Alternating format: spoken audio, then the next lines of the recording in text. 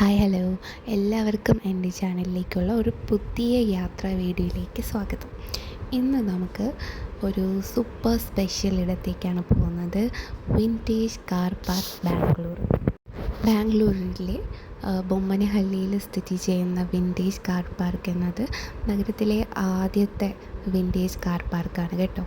2019 ഫെബ്രുവരി 27 BBMP-യുടെ പിന്തുണയോടുകൂടെ ബൊമ്മനഹള്ളിയിലെ corporator Ram Mohan രാജുവിൻ്റെ നേതൃത്വത്തിലാണ് ഇത് ഉദ്ഘാടനം ചെയ്തിട്ടുള്ളത്. ഈ സ്ഥലം ഇത് നമുക്ക് കാണുമ്പോൾ തന്നെ ഭയങ്കര ഒരു അട്രാക്ഷൻ എന്ന് പറഞ്ഞത് വളരെ ഹൈറ്റിൽ കാറുകളെല്ലാം അടുക്കി വെച്ചേക്കുന്ന ഭയങ്കര പഴയ കാറുകളുടെ മോഡലുകളാണ്.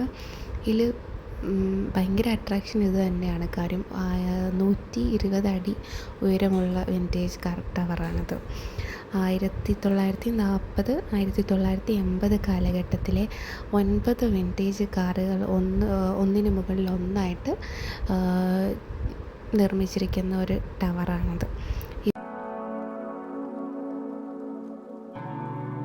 കൂടാതെ തന്നെ അതിൽ വേറൊരു അട്രാക്ഷൻ എന്ന് പറയുന്നത് സ്ക്രാപ്പ് മെറ്റൽ ആർട്ട് ഉണ്ട്.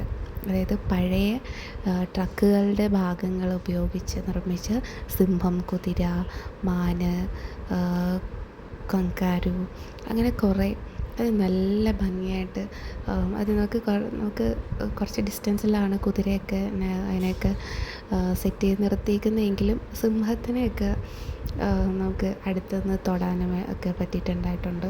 അത് നമുക്ക് അങ്ങനെ ടച്ച് ചെയ്ത് നോക്കുമ്പോഴത്തേക്ക് അറിയാൻ പറ്റും അവരുടെ വർക്ക് എത്രമാത്രം ബ്യൂട്ടിഫുൾ ആണെന്നുള്ളത്. അത്ര നല്ല ഡീറ്റെയിൽഡായിട്ട് അവർ ചെയ്തേക്കുന്നത് നമുക്ക് കാണാൻ പറ്റും. കൂടാതെ തന്നെ കന്നഡ അക്ഷരങ്ങൾ, അതായത് പാർക്കിൻ്റെ ചുറ്റുവളവിൽ സ്ക്രാപ്പ് മെറ്റൽ ഉപയോഗിച്ച് നിർമ്മിച്ച 50 കന്നഡ അക്ഷരങ്ങൾ അവിടെ ഉണ്ട്. കൂടാതെ തന്നെ ആംബിറ്റിയേച്ചർ അതായത് ഒരു ഓപ്പൺ സ്പേസ് പോലത്തെ ഒരു ആംബിറ്റിയേച്ചർ, ഒരു 3000 പേർക്ക് ഇരിക്കാൻ കഴിയുന്ന സൗകര്യത്തിലുള്ള കുട്ടികളുടെ എന്തെങ്കിലും പ്രോഗ്രാംസൊക്കെ നടത്താനും ഒക്കെ പറ്റിയ ഒരു ആംബിറ്റിയേച്ചറാണ് അവിടെ ഉള്ളത്. പിന്നെ വേറൊന്ന് ഞാൻ കണ്ട വെച്ച് കഴിഞ്ഞാൽ ഒരു പക്ഷി ശാലയുണ്ട്. അതായത് ഒരു ബേർഡ്സിൻ്റെ ഒക്കെ ഒരു കൂട് പോലെ ഒരു വലിയ രീതിക്ക് കെട്ടിയതുണ്ടായിരുന്നു. പക്ഷേ ഞാൻ ആ സ്ഥലത്തേക്ക് എത്തുമ്പോഴത്തേക്ക് കുറച്ച് എന്താ പറയുക, നേരമൊക്കെ വൈകിട്ടുണ്ടായി. കൂടാതെ തന്നെ അതിനകത്ത് അധികം പക്ഷികളൊന്നും ഉണ്ടായിരുന്നില്ല. ഇതിന് മുന്നേ ടൈമിലൊക്കെ ഉണ്ടായിരുന്നു എന്നിങ്ങനെ ചേച്ചി പറഞ്ഞിട്ട് അറിയാം.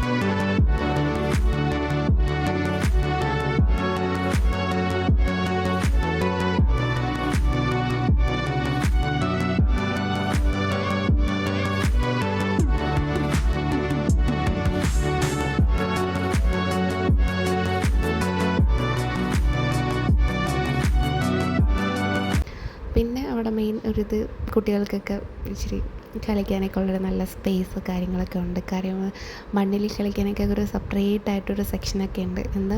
ഇന്നത്തെ കാലഘട്ടത്തിൽ അങ്ങനത്തെ ഒരു സംഭവമൊന്നും അധികം ആരും മണ്ണിലൊന്നും കളിക്കാൻ വിടാതെ ഫോൺ ഗെയിംസിലോട്ട് ഇരുത്തുന്ന കുട്ടികൾക്ക് കുറച്ച് ഫണ്ണി ആവാനും കുറച്ച് ഒരു എൻഗേജ്ഡ് ആവാനായിട്ടൊക്കെ പറ്റിയ ഒരു പ്ലേസാണത്. മണ്ണിൽ കളിക്കുന്ന സ്ഥലമാണെങ്കിലും ഇത് ഭയങ്കര ക്ലീനാണ് കേട്ടോ.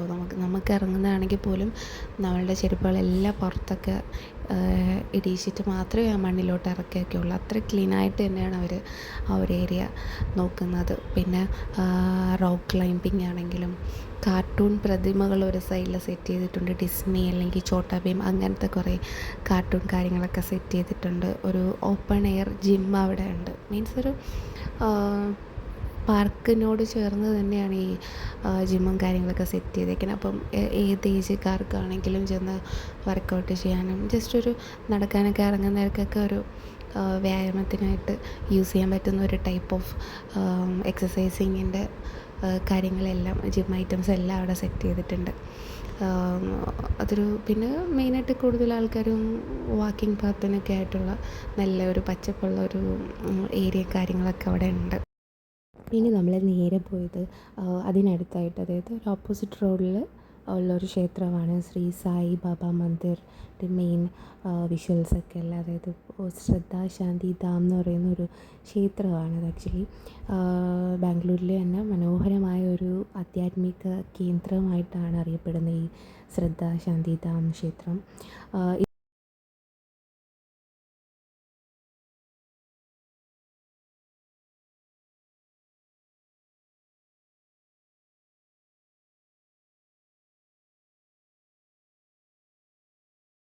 ഇതിനുള്ളിൽ തന്നെ ഉള്ള മറ്റൊരു ക്ഷേത്രമാണ് ജയ് സന്തോഷി മാ എന്ന് പറയുന്നൊരു ക്ഷേത്രം.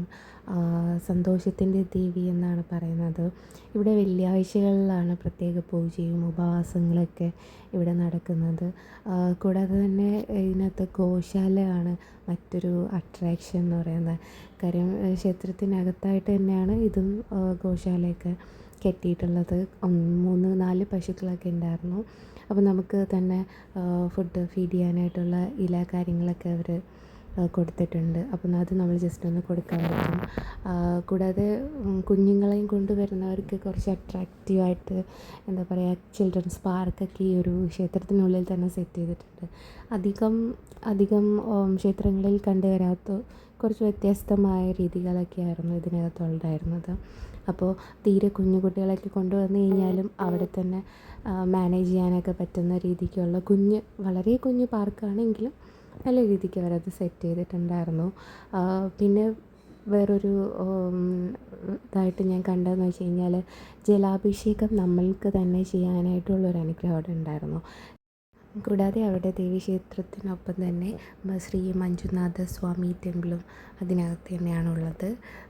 ഈ ഗോശാലയുടെ ഏകദേശം അടുത്തായിട്ട് തന്നെയാണ് ഈ ഒരു ശ്രീ രാമലിംഗേശ്വര സ്വാമി ജലാഭിഷേകം ചെയ്യാനായിട്ടുള്ള അവിടെ സെറ്റ് ചെയ്തിട്ടുള്ളത്. അവിടെ വെള്ളം മാത്രം തന്നെയാണ് അലോ ചെയ്തിട്ടുള്ളതും.